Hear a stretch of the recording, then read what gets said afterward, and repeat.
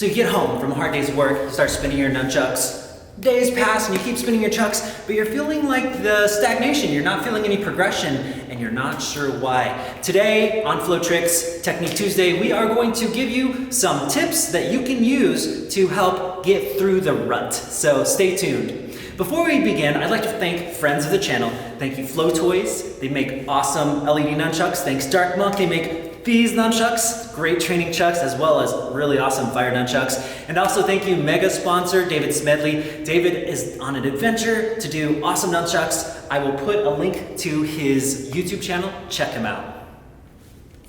Sometimes we get into a sequence of motions that we do every day and it almost becomes mindless, and we need something to kind of wake us up. We need that. We need to do something different to keep our brains active, because no matter what it is, if you let your mind stagnate, even if you're doing something new, if you do it too much, it becomes just another part of your routine. So you have to keep changing things up so you can always stay awake. So here we go.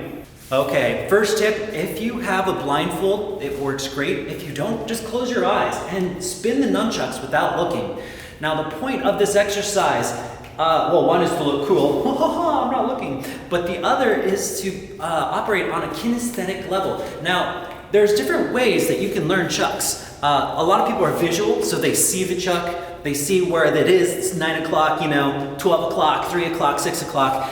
But kinesthetic is based on feel. And sometimes you may not be able to nail that move because you actually haven't just felt the way the momentum moves through your hands or arms. So when you're closing your eyes, start working on moves that may challenge you or moves that you've already worked on before, and just see if you can pull it off without looking. And what I want you to do is be very aware of your sense of touch and feel.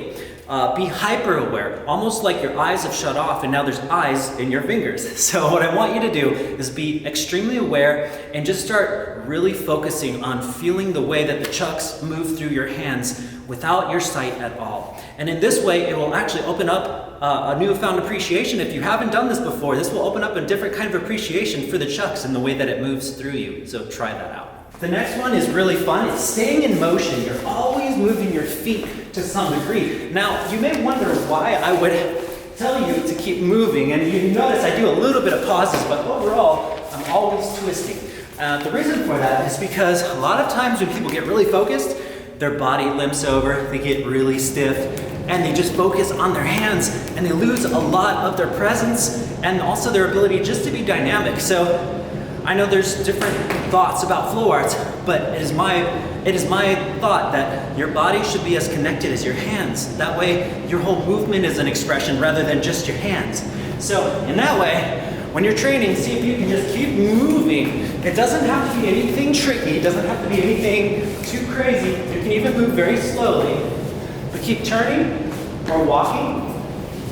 Whatever it is, just keep moving. And as you start to get more comfortable with it, start creating more presence-like motions. So when you first start, you're gonna kind of be floundering a little bit. It's not gonna look the best. That's okay, just flounder a little bit. But as you start to get more used to it, see if you can straighten out your body and start working on your planes while you're moving it. See if your legs and your arms can just start moving in unison and making it look more focused. Use that other extra hand too.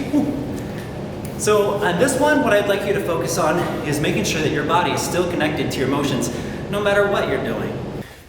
The next thing you should try is putting one of your hands in a place that normally isn't there. Here's where the hands usually rest, is by the hips. But what if you put your hand behind your back? Now here's the thing, you can grab the chuck from behind your back, but you can't pull it back to the front, okay? So basically what I'm trying to say is take your hand and put it into a position. For instance, let's take my left hand and put it here. See what you can do with your left hand on this side only. Now you can move it a little bit, but basically put your hand in a position that you don't normally do, and then kind of play around and see what you can come up with. And if you drop, that's okay, because this is more of a play state type of thing.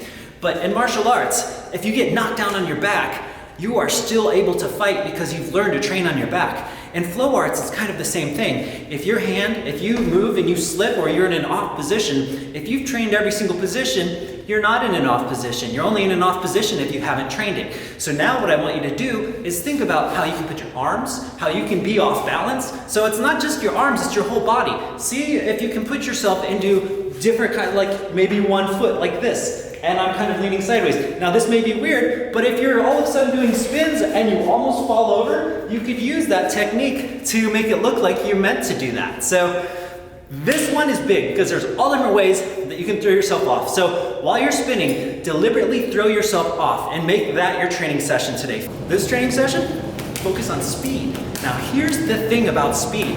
If you're using heavy chucks especially, if you're going absolutely fast, you need to stick with the moves that you know you can absolutely do. If you do moves that you're not good at and you're going fast, if you clock yourself, you may be knocked out. So, yeah, that was pretty good, right? Pretty good sound effects. So make sure that you practice when you're going fast. What I'd like to see you do is this, okay? Okay, today we're gonna have a speed day. Maybe we'll practice this motion here, right? Start slow. 1, 2, 3, 4. So you're going very slowly. And then as you feel it, it's gonna be like a drill. We're gonna go a little bit faster every time. You know? And if you miss, as you go faster, slow it down just a little bit till you got it fast again, and then see if you can get it a second time. So we're going faster, faster, faster. Once we hit the point where we're out of control, we tone it down just a hair, and then see what we messed up on, see what we can clean up, and then we go back to that speed. And in that way, what we're doing is we're working on just our reaction and our ability to go fast. Now, something I can recommend is don't always go fast, because your slow compared to your fast is gonna be how you can make your performance or your flow amazing and expressive. So make sure that you're able to go slow and fast, almost like going up and down hills, like roller coasters, you know? You gotta go up that hill to go down. It's the same thing when you're doing nunchucks. Make sure you go slow and fast. It's gonna add so much more dynamics. No more than if I just talked 50 miles per hour. If I just talked really fast and just kept going over and over, you would kind of get lost in my message. What to do? Let's get technical. Today we are going to just do throws, more throws. Maybe do like hold it no longer than 2 seconds and then see if there's another throw that you can do. Now what does this do? What does this accomplish? What it accomplishes is your ability, dexterity, and timing, and accuracy, and a lot of that. So this is gonna be more of a technical skill, and it looks fantastic too. Plus, you get to just kind of feel how your spinning speed works with your body speed. It's just great. So this time, if you're not sure what to do, spend your whole time just doing different various throws and hoping you don't drop it at all. Every few seconds, do a throw and see how well that works. Just focusing on rolls. See how many different ways that you can roll the chuck, whether it's on your shoulder, on your arm, on your wrist, on your finger. Just do non-stop rolls this training session now and see how many different crazy variations you can come up with just rolls. Rolls are great because it creates a constant fluidity. So as long as you're doing rolls, it's gonna be interesting. You're gonna always be able to keep the motion going. All right, this is an important one. It's very simple though too. Stopping. Stop. Stop. Why would you stop? Stop. You're stopping because just like if I was talking to you, there's periods, there's commas, there's exclamation marks, right? When you're doing nunchucks, if you don't ever stop or slow down, it's kind of like you're talking at the same speed, kind of like those monotone teachers that just keep talking at the same pace. It's going to be the same thing. It'll have a lot more expression if you're able to stop. So think of it like, today I want you to think of your training session like you're a writer, and every time you swing these chucks, you're writing out a word. So make sure you have parentheses, make sure you have commas, make sure you have, I don't know, exclamation marks, but not every single sentence. Sometimes you just want an ellipsis or a period, an ellipsis, you know.